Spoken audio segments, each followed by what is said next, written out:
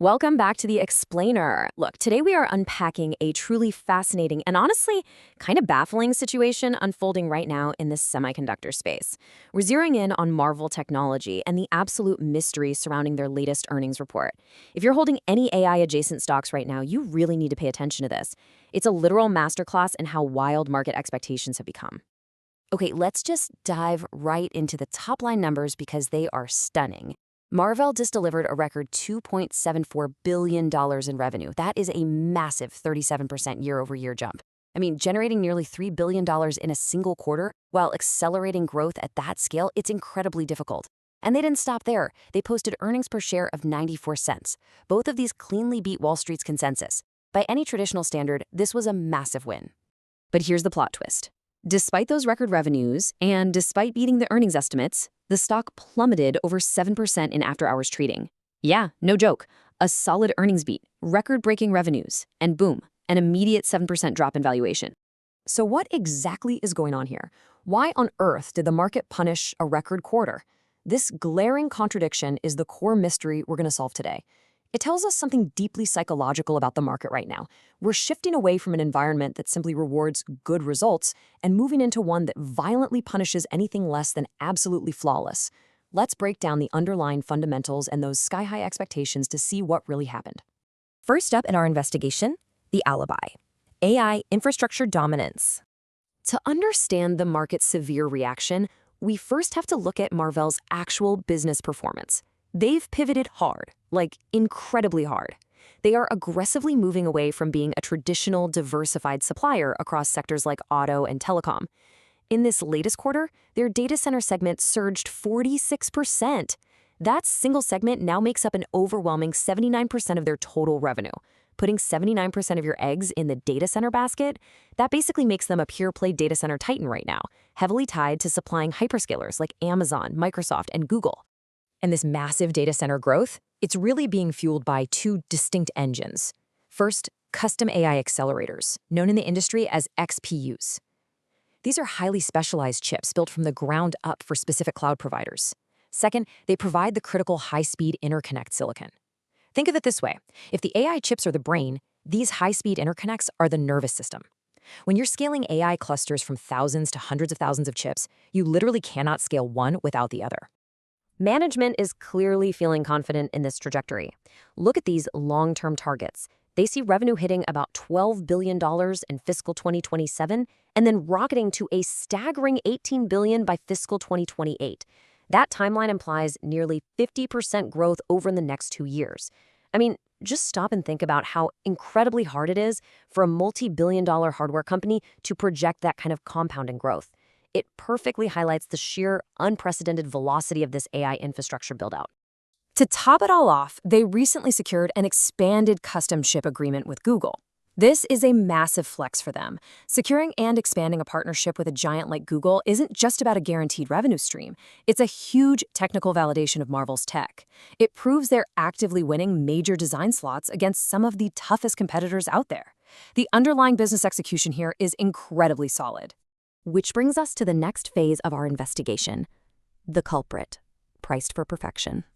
Since the business itself is performing almost flawlessly, we've got to look at the sky-high expectations. Remember, heading into this earnings report, Marvell's stock had already rallied a breathtaking 220% over the past year. The stock market is a forward-looking mechanism, right? So all that good news about data center growth and Google partnerships, yeah, that was already bought and paid for by investors months ago.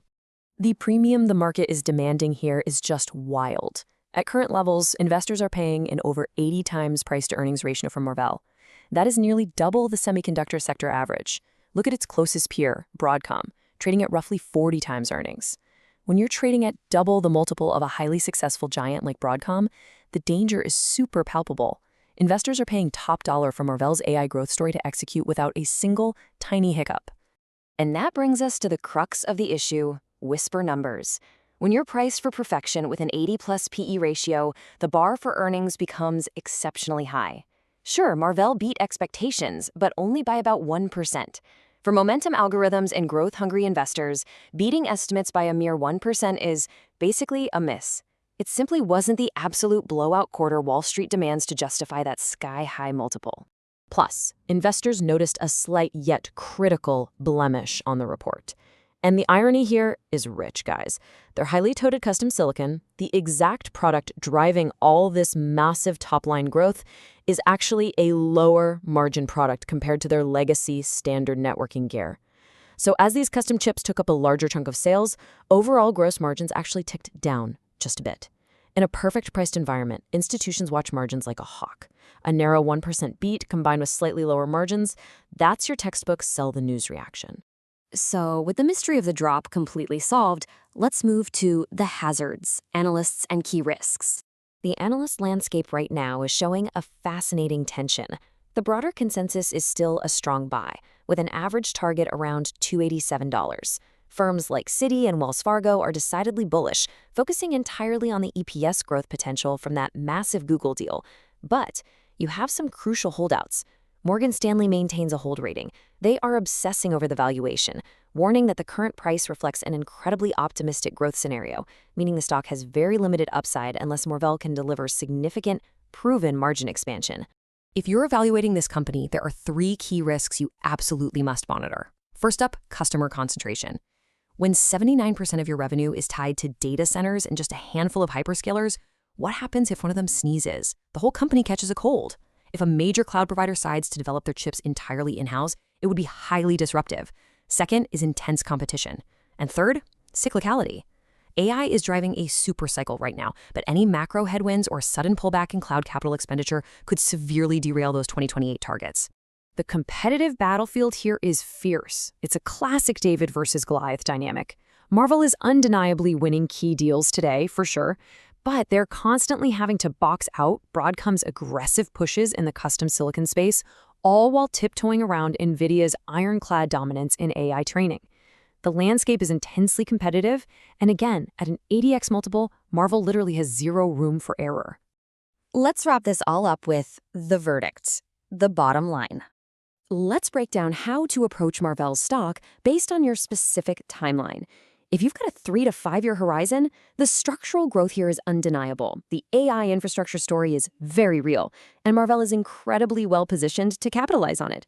But if you're a short-term trader or a valuation-conscious investor, you really should wait for a meaningful pullback or much stronger evidence of margin stabilization.